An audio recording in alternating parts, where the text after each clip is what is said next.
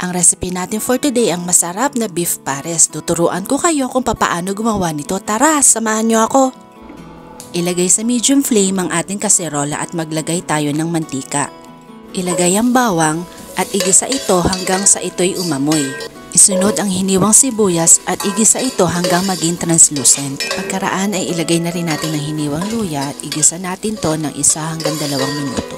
Sinama ko na nga po pala ang star anise sa pagigisa dahil gusto ko mas lumabas ang kanyang aroma. Sunod nating ilagay ang karneng baka. Igisa natin to ng mga 3 to 5 minutes o hanggang sa mag-iba ang kulay. Siya nga po pala, hiniwa ko ito ng 2 to 3 inches cubes or depende na lang sa inyo kung gaano kalaki ang gusto ninyo, lalo na kung gagawin nyo itong negosyo.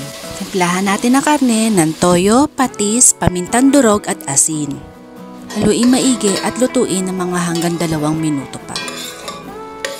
Maglagay tayo ng tubig hanggang sa makalagpas dun sa karne. At muli tayo maglalagay ng pampalasa, toyo, patis at asukal. Haluing maigi at takpan na natin ito. Antayin natin itong kumulo at pag kumulo na, ibaba natin ng bahagya ang apoy. Isimmer na natin ito ng 45 minutes to 1 hour o hanggang sa lumambot ang karne. Magdagdag ng tubig kung kinakailangan. Pwede rin po pala tayong gumamit ng pressure cooker para sa mas mabilis sa pagpapalambot. Sa puntong ito, makikita nyo na nabawasan na yung liquid. So, pwede na natin siyang tikman at timplahan ayon sa ating panlasa. Magdagdag tayo ng asukal, asin, or patis. Medyo madami po yung sauce na aking ginawa dahil request po ito ng mga bata.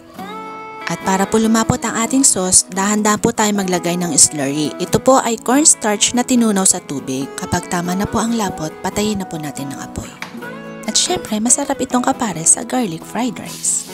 Magsaute tayo ng bawang hanggang maging light brown at pagkatapos ilagay ang ating bahaw na kanin at haluin saglit.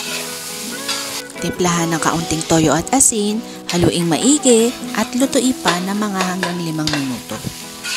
O ayan, ihain na natin ang ating beef pares at para lalong mas sumarap, budburan natin ito ng tinustang bawang at ang dahon sibuyas.